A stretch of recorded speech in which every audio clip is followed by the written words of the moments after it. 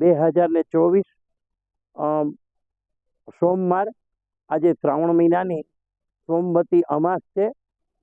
પાંજરાપોળ ગૌશાળા ટ્રસ્ટી મંત્રી દિલીપભાઈ પરીખ આજે સવારનો વિડીયો હતો પણ એટલે એમાં એ પશુને બધું એ દેખાડેલું છે, પણ અત્યારે કાના તળાવથી બાઢડાથી જ્યોતિમૈયાના આશ્રમમાંથી અત્રે 8 વાછડા 7 વાછડા અત્રે અહીંયા આવેલ છે।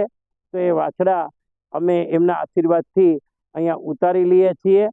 તો લોકોને આજે અમાસના દિવસે આ જે 800 પશુઓ ઉપર છે એમાં આજે 7નો વધારો થશે, તો એના નસીબ લઈને આવતા હોય છે। આ જે પશુઓ છે આપ જોઈ શકો છો એમના નસીબ લઈને આવતા હોય છે। તો પુનઃ હું કારણ કે આ વસ્તુનો મોકો આપવા માટે હું ઉષા મૈયા આપણે જ્યોતિ મૈયાને હું વંદન કરું છું। સાથોસાથ જે લોકો અહીંયા દાતા તરીકે છે એમને પણ હું વંદન કરું છું। એમાં ખાસ તો આજે અમારે કાંતાબેન ગોહેલ છે, એમને પણ એવી ભાવના હતી કે આજે તમે લીલો ઘાસચારો ને બધું નાખજો। સાથોસાથ શ્રદ્ધાદીપ હોસ્પિટલવાળા ડૉક્ટર રેખાબેન બી મહેતા એટલે કે બીકે મહેતાવાળા, તો એમના તરફથી પણ 10,000 રૂપિયાનું ઘાસચારા માટે અનુદાન આવેલ છે। બાકીનું હું હમણાં એ બોલશું। અને સાથોસાથ અત્રે અહીંયા ભૂદેવો જે અહીંયા આવ્યા છે, અહીંયા પાંજરાપોળ આપણે ગૌશાળામાં લંકેશ્વર મહાદેવનું મંદિર છે ત્યાં પૂજન કરવા અત્રે શ્રાવણ મહિનો આખો, અને આમ તો તુષારભાઈ તો આવે છે, તો એમાં પણ આપણે એ બધાને જ અહીંયા પ્રસાદ લેવાનું એક આયોજન કર્યું છે।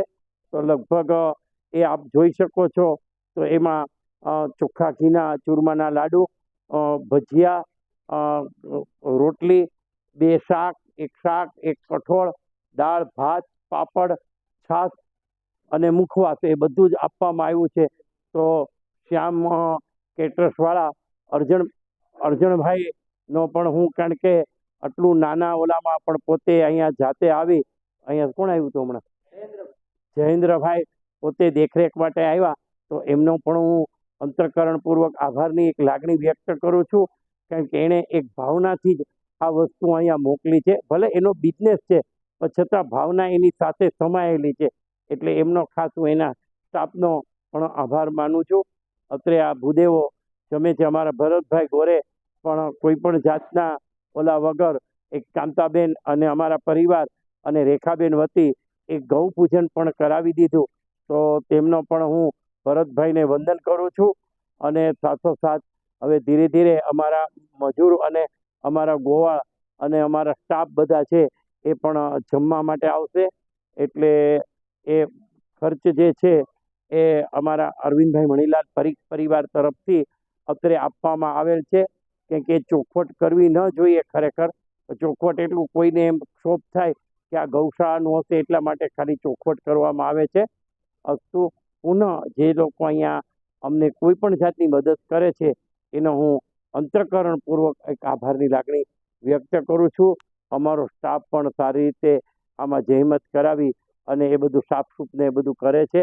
અને આજે અમારે એક ઓળાનો પાલો જે કહેવામાં આવે છે એ પણ પાલો અત્રે અહીંયા આવી ગયો છે, તો એનો પણ આપણે લીલો જેટલો ઘાસચારો છે એનો વિડીયો આપણે ઉતારશું। અસ્તુ।